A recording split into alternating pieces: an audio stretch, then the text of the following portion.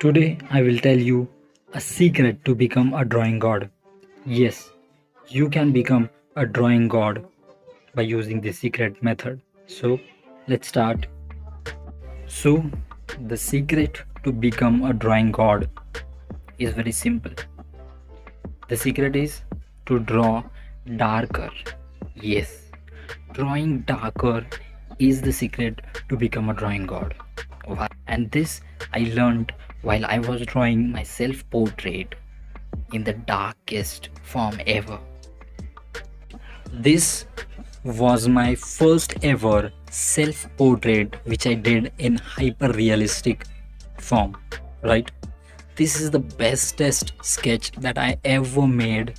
So from this sketch I can definitely say that drawing darker is the key to become the bestest drawing or sketching artist out there. So without wasting time, let's draw a hyper realistic drawing in a darker shade. Let's jump into the video. And after finding a perfect reference, start outlining it. You can use grid method or copy method or tracing method, anything that you want. While drawing, I always start with the eyes because these are the most important features on the face, right? Ideally, we should start drawing from the top of the page because when we start, drawing other features than that, it is very likely to smudge the drawing or the sketches that we'd made before. But I like to start my artwork from the eyes, and the main features, eyes, nose and lips, are very important for me because these features makes that drawing a realistic drawing, right? When you're making any portrait or any sketch of a person, you should recognize that person with these features only, because hairs, ears and other background things are secondary things. Those can be a little different and it won't make a difference, but these features, eyes, nose and lips, will make a big difference, right? So that's why I always prefer to start from eyes, nose and lips, whatever you want. For highlighting here, I'm using a white gel pen along with my eraser, kneadable eraser. So I'm using charcoal pencils for the darkest parts of my drawing. I always prefer using charcoal pencils over the graphite pencils, normal pencils, because these charcoal pencils gives me the most darkest color uh, in my drawing. So I love using charcoal pencils for drawing, and I use a combination of charcoal and graphite pencil for my drawings. I'll always do this.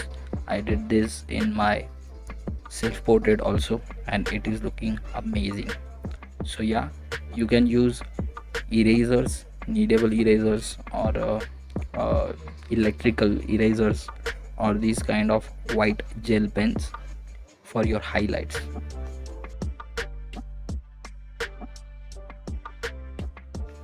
For smoothing my artwork and my strokes, drawing my sketches, I use makeup brush for smoothing, like this, right?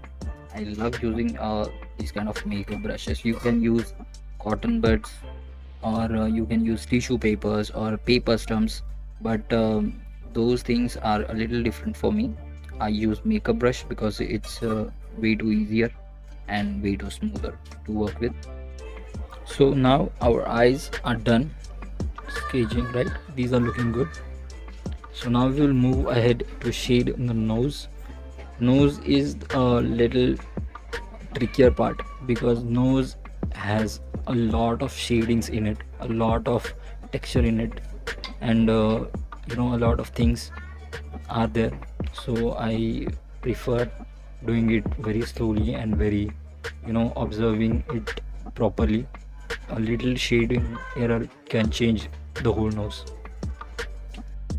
After nose, I will sketch the lips. Lips has a lot of texture in it, a lot of things are there, the texture of the lips, the depth of the lips, and the shadings. All the shadings are there. It is a lot of work to draw lips, but yes, I love it. And these are three important features which you have to draw first to recognize the person. Now for the skin tones, I will use only graphite pencils, because these are very smoother and lighter in the shade, and it's very easy to control them rather than the charcoal pencils, because those are very darker, right? So I'll use graphite pencils and my makeup brush to shade the face and the skin tone.